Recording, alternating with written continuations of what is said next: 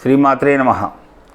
ఈ నెల 24వ తారీఖు శుక్రవారం నాడు బగలాముఖి అమ్మవారి యొక్క జన్మదినం సందర్భంగా మీ అందరిలో ఎవరైతే ఎక్కువగా డబ్బుపరమైనటువంటి సమస్యలు, అప్పుల సమస్యలు, భూ వివాదాలు, శత్రుబాధలు, బంధువు విరోధము, కోర్టు సమస్యలు, ఇతరతర వ్యాజ్యములు, వివాహ దాంపత్య సమస్యలు లాంటివి ఉన్నటువంటి వారు అందరూ కూడా ఆ రోజు ఉదయం ఆ అమ్మవారిని మనస్ఫూర్తిగా మనసులో తలుచుకొని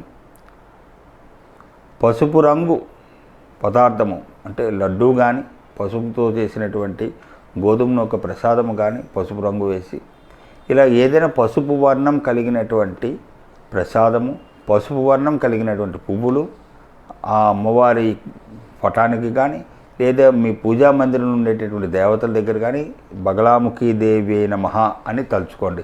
బీజాక్షరాలు ఏవి చెయ్యొద్దు, దయచేసి బీజాక్షరాల జోలికి వెళ్ళొద్దు. బగలాముఖి దేవి నమః అని మనసారా తలుచుకొని పసుపు రంగు పువ్వులు, పసుపు రంగు నివేదన, వీటితో ఆ అమ్మని ఆరాధించండి, మనసారా ప్రార్థించండి. కాసేపు మీ ఫోను, మీ ఇతరతర వ్యవహారాలన్నీ పక్కన పెట్టి మనస్ఫూర్తిగా బగలాముఖి అమ్మవారికి మీ మనస్సుని అంకితం చేయండి. తప్పకుండా ఆ అమ్మ అనుగ్రహంతో మీ సమస్యలన్నీ కూడా అగ్నిజ్వాల ఉండేటప్పుడు దోమలు పడితే ఎలాగైతే మాడిపోతాయో అలాగా ఆ బగలాముఖి అమ్మ యొక్క జ్వాల దగ్గర మీ సమస్యలన్నీ కూడా మాడి మసైపోతాయి. ఇది సత్యం.